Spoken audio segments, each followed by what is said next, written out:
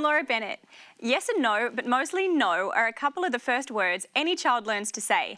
Knowing when to use them, especially when it comes to our bodies and personal boundaries, does need to be taught. To help us with what can be a challenging subject to talk about, psychologist and parenting expert Collett Smart. Thanks for being on the show. Hi, Laura. This is something that can be a little bit unusual to talk about with your children. So how do you suggest we start that conversation?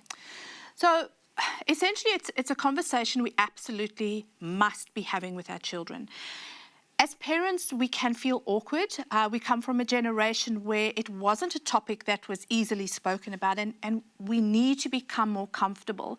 Our children will pick up the awkwardness from us if we're communicating it that way. So we need to just jump in and start, just say it. For our little kids, for them, it's actually not uncomfortable. It's not weird or odd. They'll pick up that from you. So they will talk about it as easily as brushing their teeth or what happened in their day. There's nothing strange or weird about a child being naked. There's no sexual connotation for a child in that. So it's really just using some everyday things that might happen, whether the cat has kittens or Auntie Susie is pregnant and they want to know how did that get in there.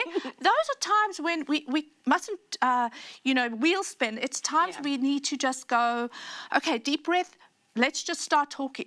Yeah, and you don't want to teach them to be afraid of their bodies or any of those sorts of things that can come from this sort of stuff. So what age do you recommend beginning these conversations?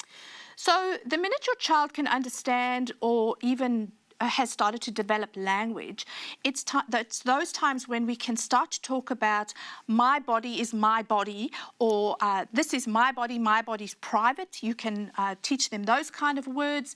If we think about it, we teach children how to brush their teeth, when to tie their laces, how to tie their laces.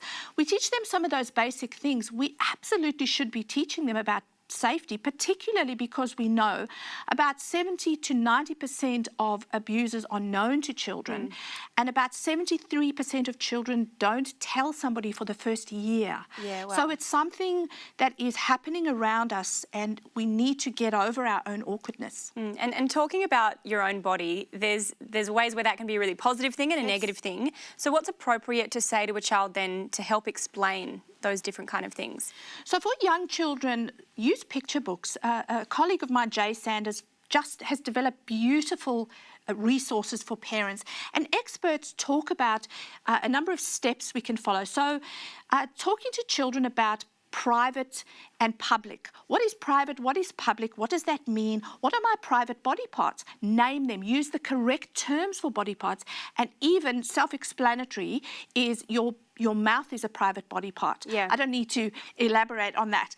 And then what is safe? What is an unsafe feeling? And we can talk about when you're up high on a jungle gym and you feel like you're going to fall. What's going on in your body? My tummy feels sick. I feel nervous. I feel sweaty. That's an unsafe feeling. Your body's looking after you.